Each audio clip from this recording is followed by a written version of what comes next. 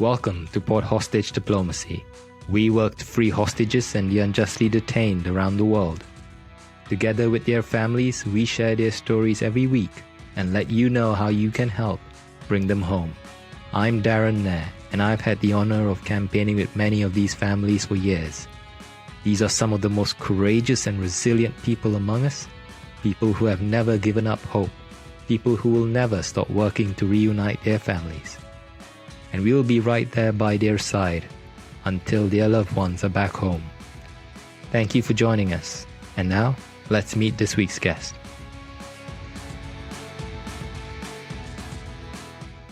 Welcome to Port Hostage Diplomacy.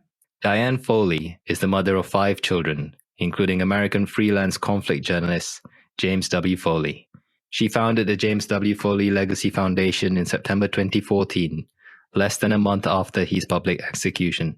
Diane is currently the president of the foundation. Since 2014, she has led the foundation's efforts to fund the start of Hostage US and the International Alliance for a Culture of Safety, ACOS. In 2015, she actively participated in the National Counterterrorism Center Hostage Review, which culminated in the Presidential Policy Directive 30. This directive reorganized U.S. efforts on behalf of Americans taken hostage abroad into an interagency hostage recovery fusion cell, the Special Presidential Envoy for Hostage Affairs, and the White House Hostage Response Group. Previously, Diane worked as a community health nurse and then as a family nurse practitioner for 18 years. She received both her undergraduate and master's degrees from the University of New Hampshire in Durham, New Hampshire. I've interviewed the families of 8 Americans currently held hostage or wrongfully imprisoned overseas, and they all say the same thing. The James W. Foley Legacy Foundation does amazing work and has been very helpful to their families. Today, we have the honor of speaking to Diane herself. Diane, there are no words to express how sorry we are for what happened to your son, James. We are also truly grateful for all the amazing work you have done and continue to do in his name. Thank you for taking the time to speak to us today. Well, I'm honored to do that. And any good we're doing is Jim's legacy. He had a lot of good he was planning to do in the world. He was the oldest of our 5 children and an avid reader, a curious young man, loved life, had a lot of friends. I think it was really as he went off to university and was exposed to poverty in our own inner cities in the United States that he started to really develop a real concern and care for the underdog, for folks that hadn't had a middle-class upbringing like he had. And it took him a while to find journalism. He started out as a teacher in Teach for America, and which gave him even more desire to cover stories of people whose stories really aren't heard, whose voices are never heard. And that really eventually led him to the conflict journalism, which he became very passionate about, Darren. I can only imagine how great a person he was by the type of work you've been doing and by how you talk about him. Now, can you talk to us about why you founded the James W. Foley Legacy Foundation? Sure. I was angry, Darren. Obviously appalled and upset that his jihadist captors would so cruelly murder him. But I was also appalled at the way our government had handled the situation. I really felt as Americans, we could do better, much better. I knew there were people who cared within the government, but the reality of it was that we were really not helped by our government. In many ways, we were lied to and led astray.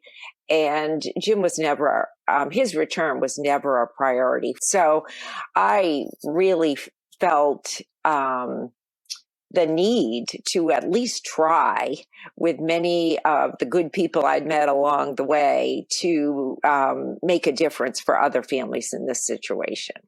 Can you talk to us about what the foundation does? The James Foley Legacy Foundation was established to advocate for the return of Americans held hostage abroad and to promote journalist safety worldwide. So our advocacy includes research. A lot of times we feel our foreign policy, particularly as it relates to Americans in these desperate situations, has not always been supported with evidence that it works.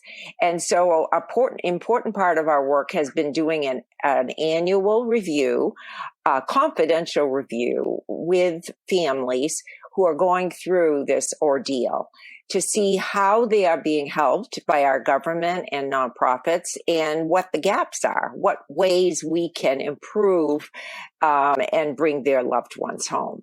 The other piece of our mission has to do more with preventative safety. And for the last few years, it's been primarily focused on journalism, though we're hoping to adapt some of it to any traveler, because I think anyone traveling today in the world needs to be risk adverse and aware of the dangers of traveling internationally. I absolutely agree with you, Diane. I recorded an interview with Michael Scott Moore.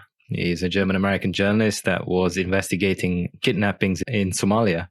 And he himself was taken hostage by Somali pirates and held for 977 days. He did put measures in place to treat the risks or mitigate as much risk as possible. He did have a security detail. But I think on the day that he was captured, his security fell apart.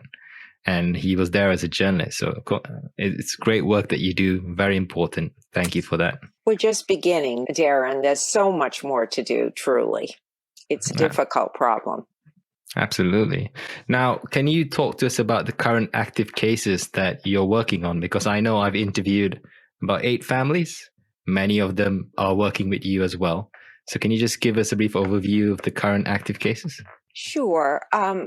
First of all, I want to clarify that we don't operationalize the return of how I wish we could, but we don't. What we do is we listen to the families and try to help them find partners to help them bring their people home. Sometimes what people need is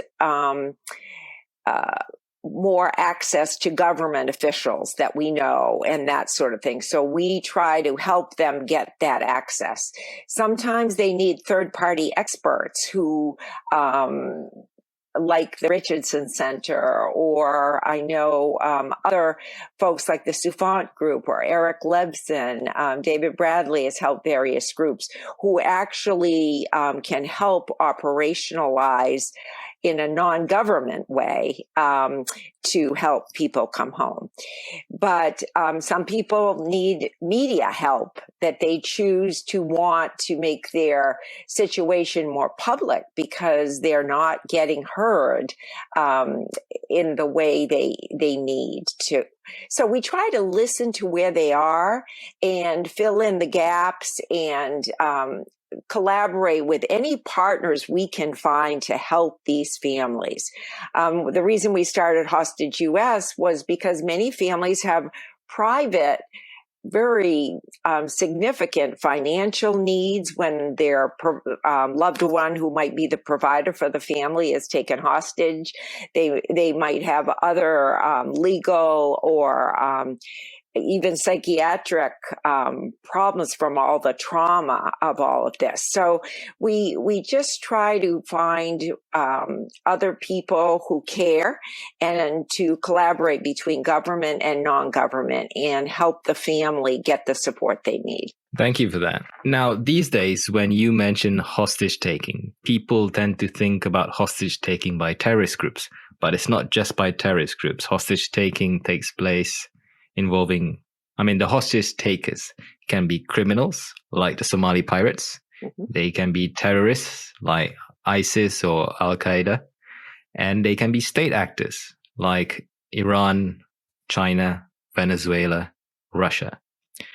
Now, can you just elaborate further on the difference between these hostage cases and what kind of approaches, in your experience, our government should take, and what is a difference in approach that you take when helping these families? Well, the difference really is who the captor is.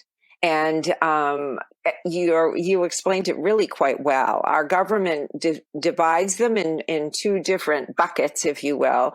The first one being they call hostage, meaning a person who's taken by a criminal gang, pirate, or other type of criminal. Whereas the state actors are when people are taken hostage by a government, a functioning government that wrongfully detains a person. Often that government may put out all kinds of bogus claims and that's what makes it difficult to often discern if that person has in fact caused a crime in that country, or if it truly is a wrongful detainee. But the approaches are very different, actually. PPD 30 was directed towards hostage cases. So it was a more simplified approach to still a difficult problem. And even PPD 30 really didn't totally address the problem with ransom, which is often part of the problem with hostage cases. So that remains problematic. But to be honest, wrongful detainees are infinitely more complex because the state actors often want very much to interfere with our foreign policy. So they often use these innocent people, be they businessmen, journalists, tourists, educators, all sorts, aid workers, pastors, and they use the detention of that person to try to interfere with what our government feels is in the best interests of our own foreign policy. So to be honest, PPD 30, I think in many ways, needs to have an all-of-government hostage review. I think there's a lot that needs to be improved on the current hostage enterprise. The good thing was that part of it is law, so we actually have a hostage enterprise. Previous to 2015, we did not. When Jim was kidnapped and murdered, along with 5 other Americans in 2014-15, there was no such thing. It was totally up to the president whether help was given or not. But now we do have a hostage enterprise structure, but it was set up primarily for hostages. And we really it needs to be reviewed to help with the infinitely more complex situations that wrongful detainees present. I agree with you. Most of the individuals I've interviewed, their loved ones have been classified as wrongful detainees by the U.S. Special Presidential Envoy for Hostage Affairs Office. And I think the only family that I've interviewed so far that were classified as a hostage was Marge Kamamaz. The Hostage Recovery Fusion Cell is currently working with their family as well. So I've spoken to many families about this. When you're classified as a wrongful detainee, you have access, as I said, to the U.S. Special Presidential Envoy for Hostage Affairs Office. But if you're classified as a hostage, you still have access to the office, as well as additional tools within the government, such as the Hostage Recovery Fusion Cell. Now, many of the families of these wrongful detainees say that they should have access to these tools too, because they need as much support as they can get.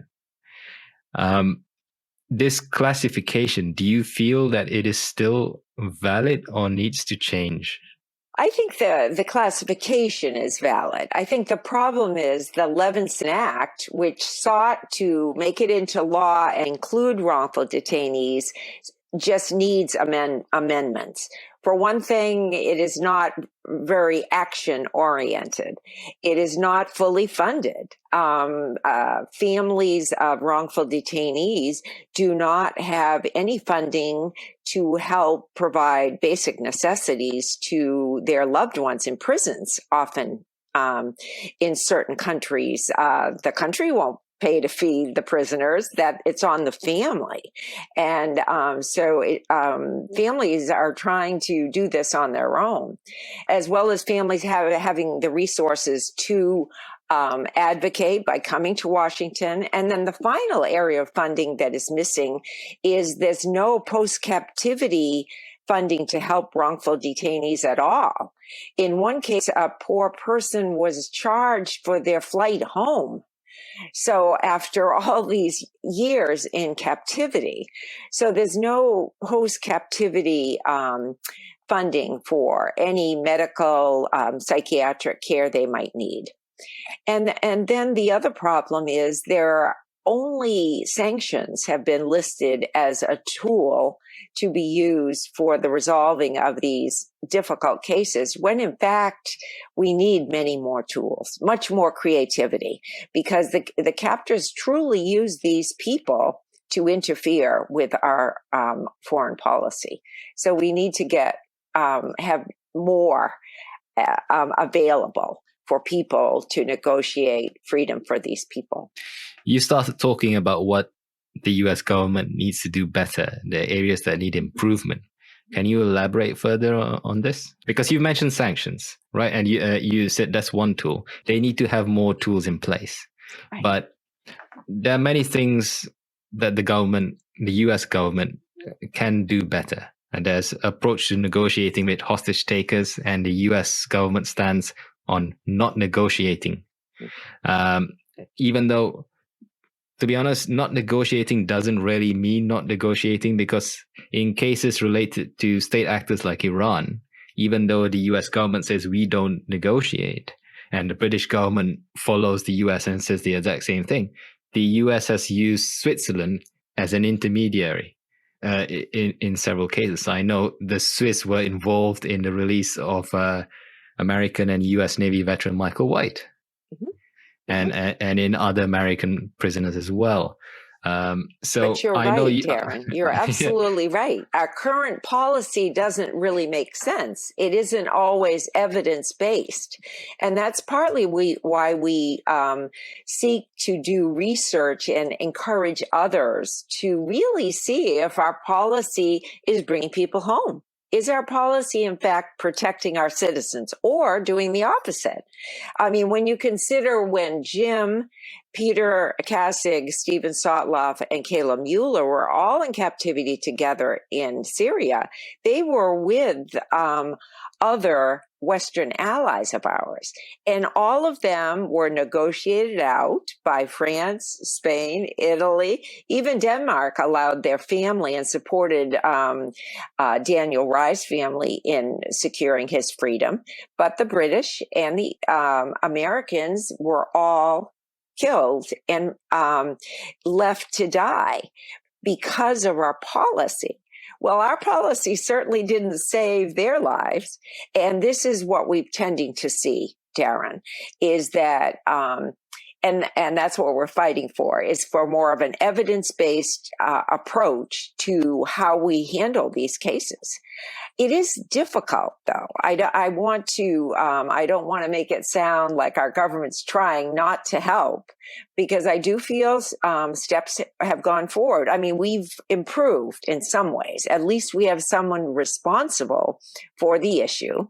I think the problem is they don't have enough clout, if you will, to actually execute on their strategies, that it gets teed up to the executive branch, and then the executive branch has so many competing issues related to the country this person might be held in, that it's often relegated to the bottom of the pile.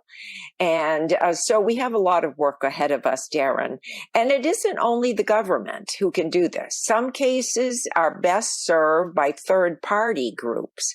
The Richardson Center has, in fact, brought home many of our people, often in collaboration with our government, as has the Soufant Group. So often there's the need of more agility of a non-government partner. So the Foley Foundation is all about encouraging that kind of collaboration and partnership, and seeking ways to figure this out, to get it done, to bring people home. but it's difficult. It is not easy for any of our countries to deal with. No, I understand the complexity here. So I work in security, and I have an appreciation for the position taken by security professionals or defense professionals or people working in law enforcement. So their stance is we do not negotiate with terrorists, because if we are seen to give a concession, then it's going to be open season on any American anywhere around the world. Now, I understand that principle, and the UK government say the same thing. Right now, British citizen Nazanin Zaharie Ratcliffe has been wrongfully imprisoned or held hostage in Iran for almost 6 years now. And it's believed that she's being held, as well as other British nationals, to force the British government to pay a 40-year-old debt worth £400 million.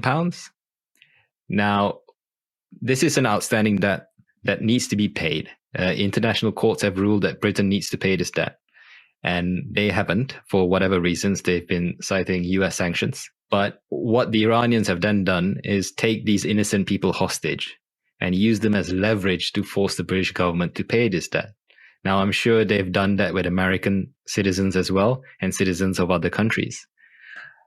The thing is, I saw a member of parliament saying exactly what I just said, that if we are seen to give in to Iran, then it's going to be an open season on any British citizen anywhere around the world. Anytime a foreign government has an issue with our foreign policy, they're just going to kidnap one of our citizens. And that's the stance. I understand that. But at the same point, other governments, like you said, France, Spain, have been able to secure the release of their citizens, because they say, ultimately, our ultimate priority is our citizens. We will then deal with the consequence and disincentivizing this or punishing the hostage takers after we bring our citizens home. So I can appreciate the French government stance, the Spanish government stance. But as you said, is there any, I know you are collecting data, but at this very moment, is there any data to support what these security and defense professionals are saying, that if we are seen to give in, it will be open season on American citizens or British citizens around the world? No, there's not. That's the problem. There is not. Currently, our citizens tend to fare worse than others. The British Americans folks, because our government tends to put the policy before the return of our citizen, unfortunately. And there's a lot of reasons for that. The captors love it because they're just interfering in any way they can. And they love to, as in the situation with Nazanin, it's a very tragic situation. However, I feel very strongly that governments must find ways to talk to captors of our citizens. Now, does negotiate mean if we refuse to even talk to captors, there's no way anyone is going to come home. And that's what happened with Jim and all the others in that horrible time in 2014-15. So I feel it is essential that we talk to people. I applaud our trying to work with the government of Iran. I think we have to talk to each other and be creative, be shrewd about what we will give in exchange for the fact that, yes, we prioritize the return of our people, but we're not going to totally bend to every one of their demands. So that's part of the art and difficulty of diplomacy. But to me, if you never even engage, then those people are lost. Because I feel that it's essential to engage with people who do this to our people. Otherwise, there's no hope for their return. And I feel very strongly about that. And that is why part of our work is to continue to gather research to show, in fact, that this does not protect our people, but in fact has our people have to experience worse outcomes from kidnapping. I agree with you. I think Jason Rezaian said this on a interview somewhere. I forget. But what he said was these hostages and wrongful detainees can't be, I mean, you can't prioritize trade or doing business with other countries and look at these individuals as just the cost of doing business, right? Because obviously he's been in that position, and I understand. And I can see what it's like. I mean, if I put myself in the shoes of a government official trying to secure a huge historic deal like the JCPOA, to prevent Iran from getting a nuclear weapon, or whatever huge trade deal with another country, or any kind of deal, and then you weigh that and the consequence to millions of people, and then on the other hand you have the small number of innocent individuals held captive. And I obviously agree they have to be brought home, their lives matter, but there are many people just look at this in terms of numbers. Sure. And don't see the humans. Absolutely, Darren. That's part of the problem.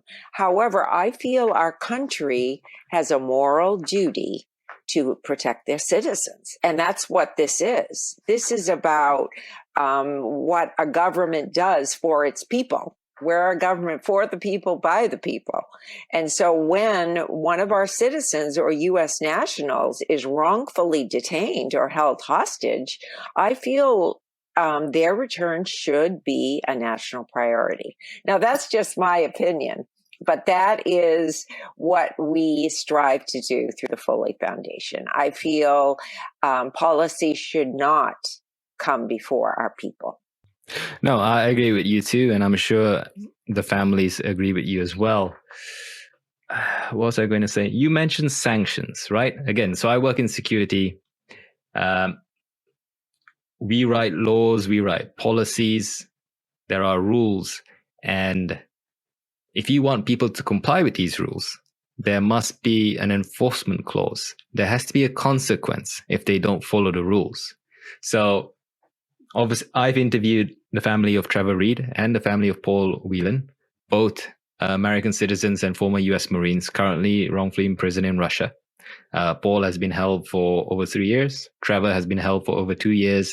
And as Russia has invaded Ukraine, and the US is going to put sanctions in place, at least it's going to make it harder to negotiate the release.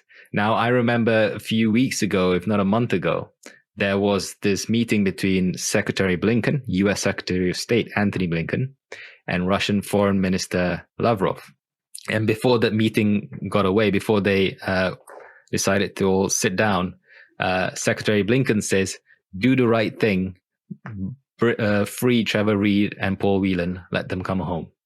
Russian Minister Lavrov didn't really say anything, just went and took a seat. So my point is, we've seen many statements from the US government. Spokesperson for the US State Department, Ned Price, has released many statements. You can see that on the Twitter feed. But what happens if other countries don't comply or don't listen? There has to be a consequence. I mean, there's a reason why we have laws, we have police, they enforce the law. And I understand the United States can't act as the world's police. But if you want people to follow the rules, there must be a consequence if they don't. And I'm sure there has to be a rule somewhere that says you cannot take innocent people hostage. You can't wrongfully detain them for years and use them as pawns to extract concessions from their home country. What is the consequence? That is the problem.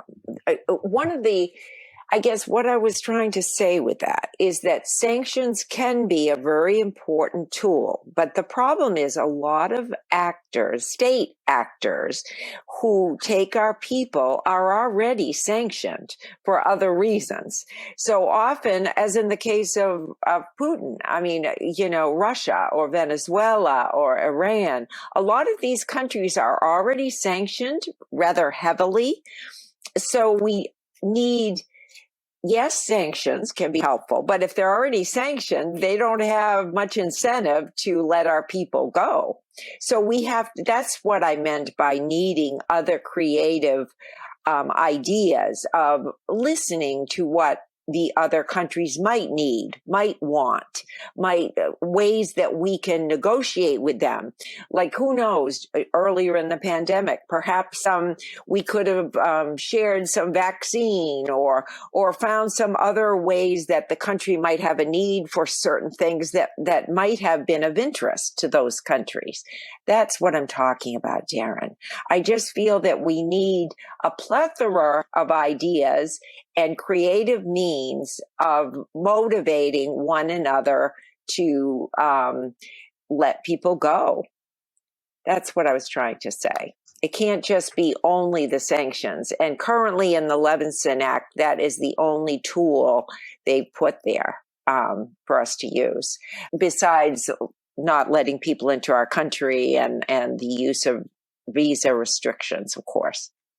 But and I applaud that is in there. It's just that I think we need additional tools allowed. So I mentioned PPD 30 at the beginning. The Levinson Act is a newer and better version of this. Mm-hmm. For our listeners who aren't aware of the Levinson Act and also Robert Levinson, can you just give them an overview? Sure. Robert Levinson was a very dedicated public servant. He had worked in FBI, CIA, all of his career, literally. And he was in Iran, actually, off on some island of Kish off Iran, doing work, and he disappeared. He was taken hostage there. A number of years. He was held hostage. Forgive me, I don't have the number, but it was more than 10 years, maybe perhaps 13 to 15 years. It was a very long time. Our government really tried to do what they could to find him and to bring him home, but he died in captivity. And he has a very amazing family.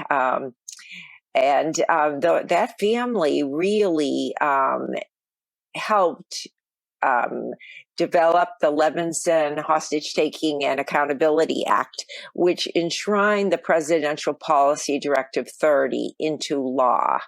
And it did give us criteria so that our State Department would be charged with looking at the detention of any American around the world.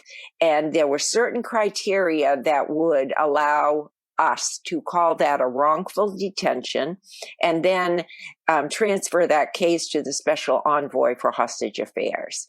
So that is beginning to be implemented. But like any law, there are many hiccups and many struggles. And so we're currently in the process of, Consular Affairs is not used to this extra burden, frankly, of having to do this. And the other thing that's complicated it is that legal permanent residents are not normally served by Consular Affairs. Consular Affairs normally just takes care of U.S. citizens. But the Levinson Act covers legal permanent residents as well as U.S. citizens.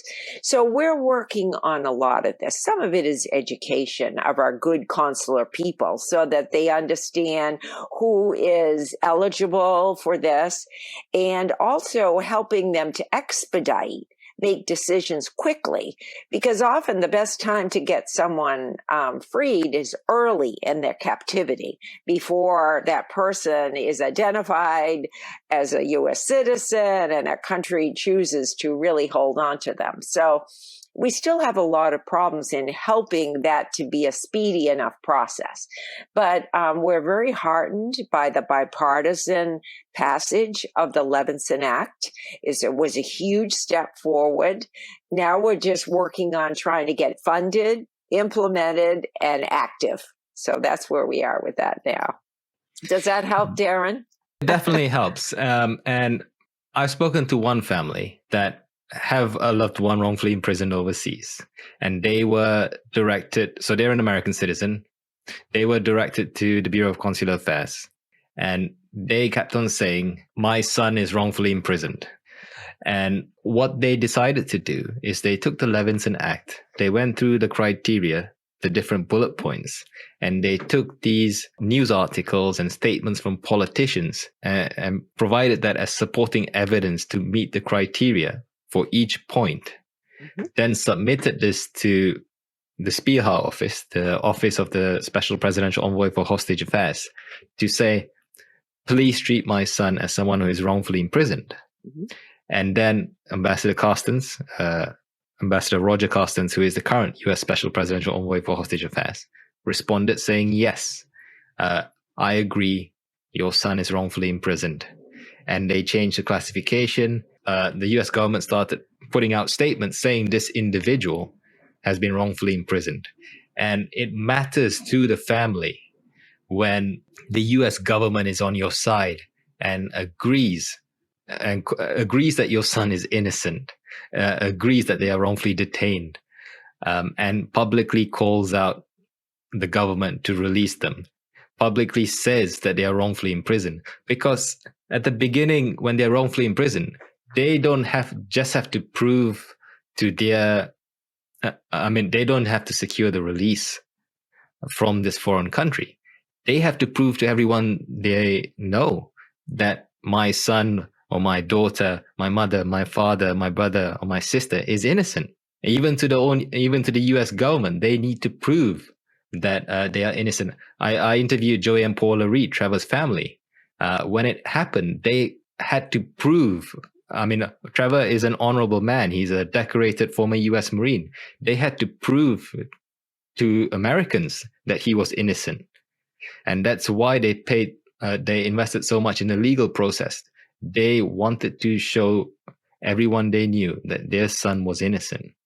Well, you're making a very good point, Darren. And I think the reality is we have to realize one of the reasons for this is that thousands of Americans are detained every year, right? And Americans are not perfect. So people do commit crimes and cause problems in other countries. But that definitely makes it harder, because then you're right. Families have to make the case. And one of the problems with the Levinson Act we found is that there's not a clear process of how a family might go about that. Some families are more savvy than others. And that is another one of the things we've tried to do, is to help families and urge our government to make a clearer process available for families so that they can present their case, if you will, of why they think their loved one is in fact wrongfully detained. And that's been one of the problems that we're working on, that a lot of times we currently still have families that are still being held in consular affairs and not given the extra help that the special envoy can give. Because the special envoy has a staff of 26. So they have the ability to really work on more hostage diplomacy and really tee up strategies to bring that person home. Whereas consular affairs does not have the resources to do that. So it's more than just our government believing in them, but it's also in getting all the resources of the fusion cell and the special envoy to come to bear to bring that person home. So it is a huge deal, and we're trying to work on expediting that process because it's been lagging. It's really taking too long, and we get impatient with it because meanwhile people's lives are in the balance. Absolutely. I interviewed Elizabeth Whelan, sister of Paul Whelan, the American held in Russia, and she was quite upset because it took them quite a while to get that wrongful detainee or wrongfully imprisoned designation. And I think with the Russian government putting out propaganda on their state television saying that he was being held for espionage, exactly. I think a lot of damage was done in the meantime. But that's common, Darren. That's very Yeah. common. That particularly with the state actors, that's one of the first things they do is build a rumor mill about a lot of disinformation that validates their reason for imprisoning a person. So it's very difficult. Now, as I mentioned, it's not just Americans being held hostage or wrongfully imprisoned overseas. There are citizens from all around the world. Right. So Canada, I believe it was in response to Michael Kovrig and Michael Spavor being held in China, came up with the Declaration on Arbitrary Detention, which has been signed by multiple countries, Yes. right? Yes. And people have seen this and said it's a good first step, but it doesn't really have much teeth. And the hostage takers, as in the states that take citizens hostage or wrongfully imprison them, didn't sign up to this declaration. What are your thoughts on this? What was the last part, Darren, about who didn't sign up for it? I'm sorry. So obviously it was in response to China taking Michael Kovrig and Michael Spavor hostage, wrongfully imprisoning them. Okay. But my point is, many countries have signed up to this declaration, except the ones that are actually at fault of taking innocent people from around the world hostage. I still think this is a huge step forward, though, Darren, because I wouldn't expect state actors that kidnap people for their own agenda are going to want to work against that because it's so helpful to them.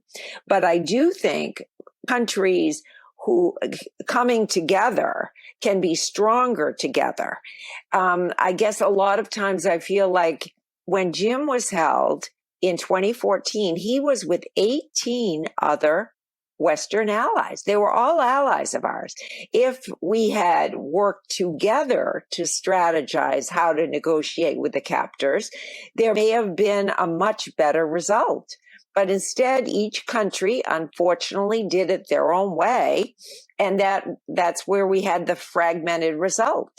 So I applaud the Canadian leadership in this regard. As a matter of fact, we're talking to them tomorrow because they're planning to do more things in terms of working on communication so that we can build a better coalition and better collaborative communication, because I just think there's power in numbers and we need to come together to help one another with this escalating problem, really, Darren. So I applaud their work. I think it's wonderful. I agree. I think at least it's a first good step. It's good to name the problem. Now, you mentioned many people have been wrongfully imprisoned, taken hostage. They are business people, academics, journalists. So there are many US businesses with operations and employees around the world. What can they do to protect their employees, or what should they be doing? Well, I think you're making an excellent point, Darren. I do think, and that's something I think we need to tap more as a non-governmental group, that we need to tap some of these international companies who do travel worldwide and have very important work in Russia, China, all these countries that are holding our people.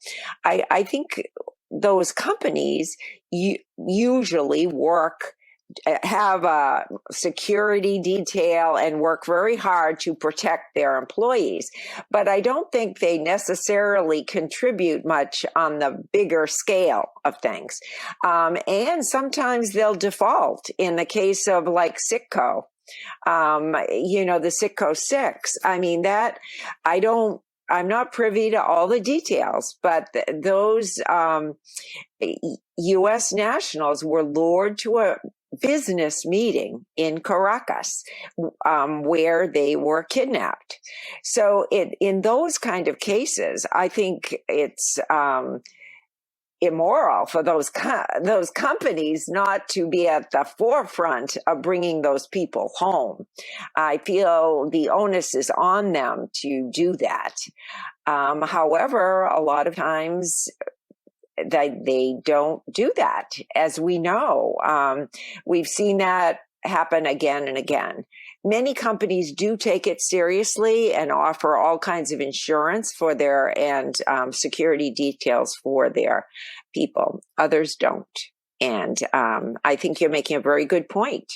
They could be helping more with the bigger problem. Absolutely. So I've interviewed at least the families of three members of the Citgo Six. Mm-hmm. There's a lot more that Citgo can do. Exactly. Now, academics.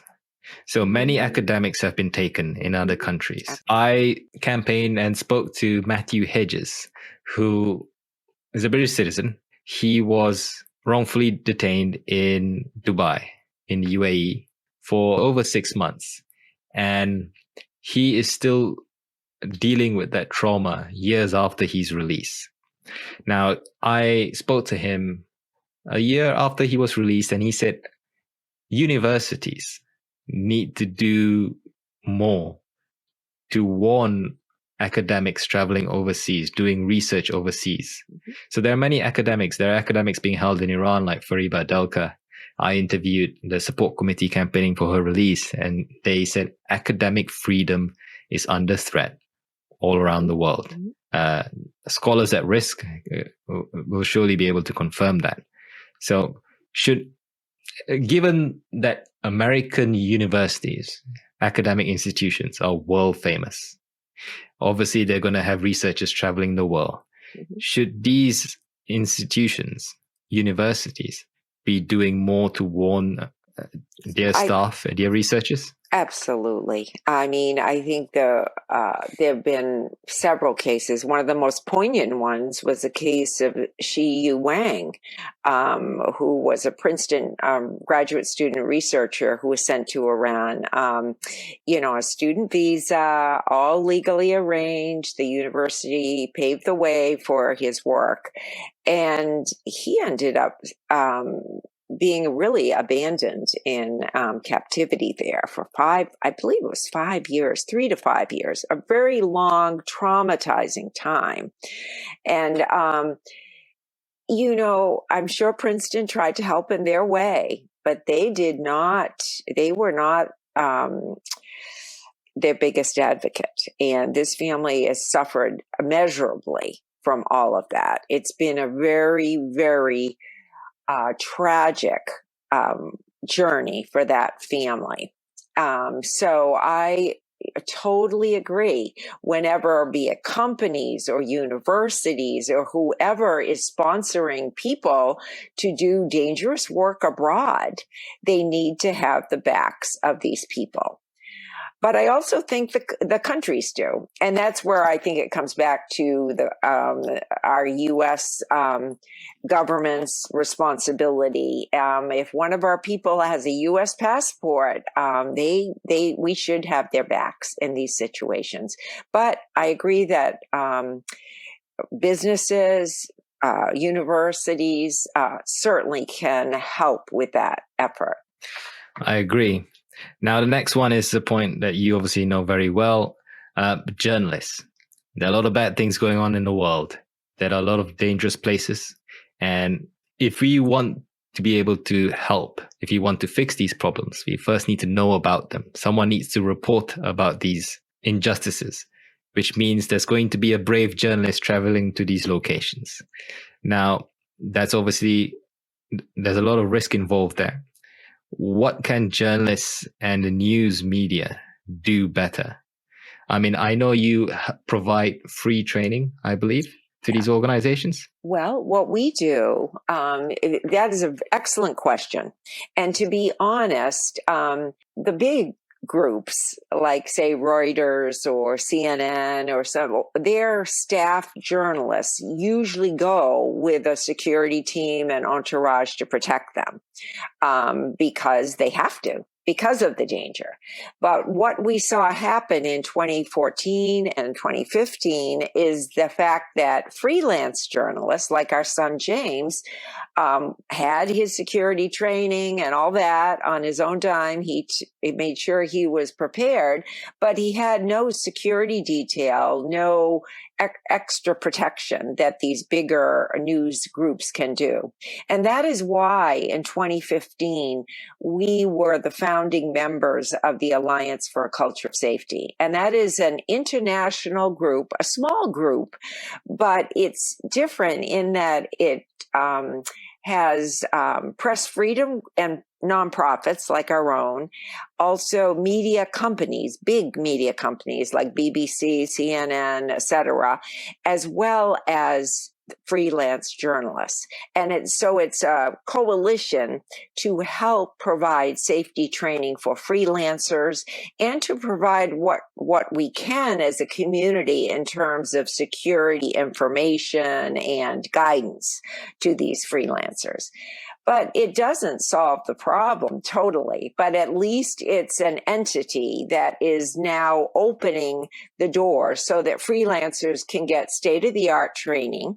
What the Foley Foundation does, our piece, is that we provide a free curricula for undergraduate and graduate students for any student who aspires to be a journalist or an international traveler, if you will. Because what our curriculum is about, it's about identifying risk and mitigating it, having a plan in place so at how you're going to do what you plan to do. And so that's our piece that we employ here in the United States primarily. Well, thank you for doing that. Now, what can the American public do to help? And it doesn't just have to be the American public. What can members of the public in the United States and around the world do to help? Well, thank you for that question, Darren. I myself, before this happened to Jim, was totally clueless. I had no idea really how dangerous it could be to travel internationally. And I think the first thing the public needs to know is that they have to be aware of the dangers of traveling internationally. And yet we need to travel internationally. We can never be a understanding or peaceful world if we don't travel and learn from one another and grow together. But we also have to be shrewd about how it's undertaken and not to take undue risks and to do whatever safety training or protection steps are needed. So the awareness is the first step. The second step is certainly to help us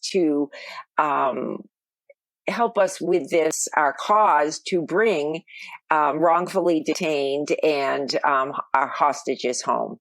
Because this is a silent crisis that is often put at the bottom of the list of our country's priorities, frankly, because of horrific things constantly happening in the world, like this horrible invasion of Ukraine. I mean, that is just so horrible. And unfortunately, there's always huge things happening in the world. And therefore, this silent, quiet, tragic crisis of people being taken and held captive, wrongfully detained, continues around the world. And we would employ any help and understanding around this problem because it is an exacerbating one. Absolutely. Now, how can people keep up to date with what the James W. Foley Legacy Foundation is doing? Well, we would love anyone to go to our website at jamesfoleyfoundation.org. We have two major events we do annually. We do a Freedom Awards, usually in the spring in Washington, D.C., and that is for our hostage families to have an opportunity to come together with both journalists and government officials to interact and to raise the level of this issue so that we can bring people home. At that event, we do honor people who have helped with hostage advocacy, press freedom, and humanitarian work around the world. And actually, this year, we're launching a new award, the Levinson Excellence in Government Award, and we're actually giving it to the sponsors of the Levinson Act this year, because that was not easy to get that through in a bipartisan way. So we're very grateful for that. Another way is we have a Freedom Run every fall, every October, which is when Jim was born. And this is a kind of gathering of individuals, virtual or in person, all over the world. We have had runs throughout the United States, Paris, London, Tokyo. We've had them all over the world, literally. And some people will just do it all on their own. And we send them a T-shirt and they can stand for freedom. And we would love anybody to engage in that because it's a way to share the problem and to stand for freedom and doing the right thing in the world. So I would really welcome anyone to do any of that. And they can follow what we do on Twitter, Facebook, Instagram. And we do also have a film for anyone interested in how the Foley Foundation started. It's called Jim, the James Foley Story. And that is available everywhere, Netflix, Prime Video, YouTube. And I would encourage you to educate yourself about this problem and so appreciate it, really. Diane, we're almost at the end of our interview. Is there anything else you'd like to mention? Well, I guess the only thing I would mention, Darren, is that Jim aspired to be a man of moral courage. And that's why we take that tagline as our motto. And I would ask all of you listening and to aspire to be a person of moral courage, to do a bit of good in your own right, to have the courage to do the next right thing, because our world needs you. And I thank you, Darren, for taking the time and your moral compass guiding you to start this podcast to help the world become more aware of this tragic problem. Thank you so very much for your time. You're very welcome, Diane. It's an honor to help. And as I said at the beginning of the interview, and I'll say it again, thank you for all that you do. Thank you. And thank you again for joining us today. My pleasure. My honor. Thank you.